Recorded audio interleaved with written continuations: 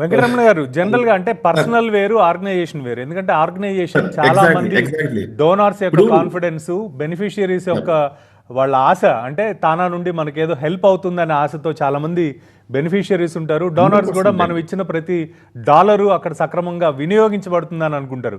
కానీ ఇలాంటి 100%. సమయంలో 30 రోజులలో ఇన్ఫార్మ్ చేయాల్సిన ఇన్ఫర్మేషన్ని మాక్సిమం 45 డేస్ అని బైలాస్లో ఉన్నప్పుడు దాన్ని కూడా వైలేట్ చేస్తే ఉన్న 14 మంది ఈ స్కామ్ని ప్రోత్సహించినట్టు కాదంటారా?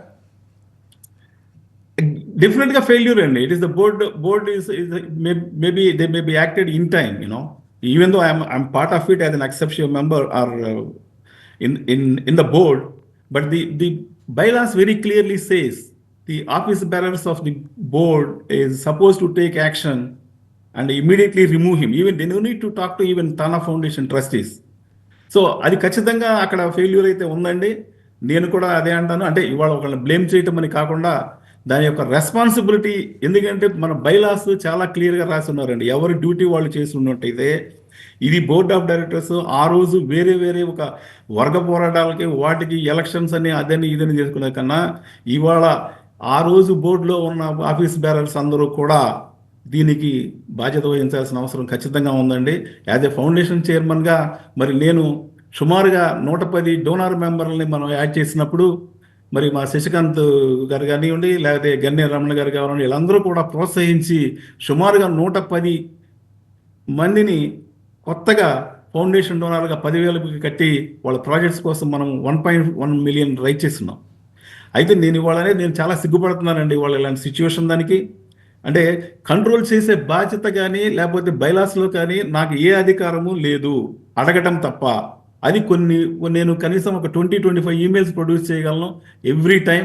ప్రతి బోర్డు మీటింగ్లో కూడా అడగటము, అదేవిధంగా నేనే కాదు ట్రస్టీస్ కూడా అడగటం జరుగుతూ ఉంది. మరి బోర్డు ఫెయిల్యూర్ ఉందా లేదా అంటే ఖచ్చితంగా మరి ఆ రోజు యాక్ట్ చేస్తుంటే మనకేదో చెప్తారు చూడండి, తోటకూర దగ్గరే మనము తోటకూర దొంగతనం చేసినప్పుడే పట్టుకున్నట్టయితే ఇవాళ ఈ స్కామ్ జరిగి ఉండేది కాదనేది ప్రజల అభిప్రాయం. చాలామంది నా దగ్గర వెలిపించారు. మరి అదే విధంగా, ఎందుకంటే ఈ మాట ఎందుకు అంటున్నానంటే బోర్డులో ఎన్నో అవకతవకలు, అంటే పెద్ద పెద్దవి కాకపోయినా లైక్ కాన్ఫరెన్స్లో కానీ లేదు అకౌంట్స్లో కానీ జరిగినప్పుడు మరి మనం ఒక ఎగ్జాంపుల్ ఒక 400,000 డిఫరెన్స్ వచ్చినప్పుడు నెగోషియేట్ చేసుకుని బోర్డు ఆ రోజు $120,000 $150,000 వాళ్ళ దగ్గర తిరిగి రాబట్టుకున్న తర్వాత మనం యాక్షన్ తీసుకోకపోవటము, legal action, I mean what it is stipulated actions తీసుకోకుండా మరి ఆనాడు పెద్ద మనుషులు వాళ్ళని కాపాడతాం. మరి వాళ్ళ ఇలాంటి పరిస్థితికి వచ్చిందని నా అభిప్రాయం.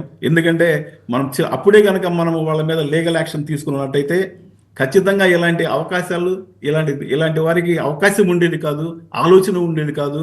ఎందుకంటే ఇవాళ ఫౌండేషన్ డబ్బులు మనీ వచ్చింది, ప్రజలకు వచ్చింది. అసలు first of all we have to remember TANA is a non profit organization which is govern by the federal rules and regulations.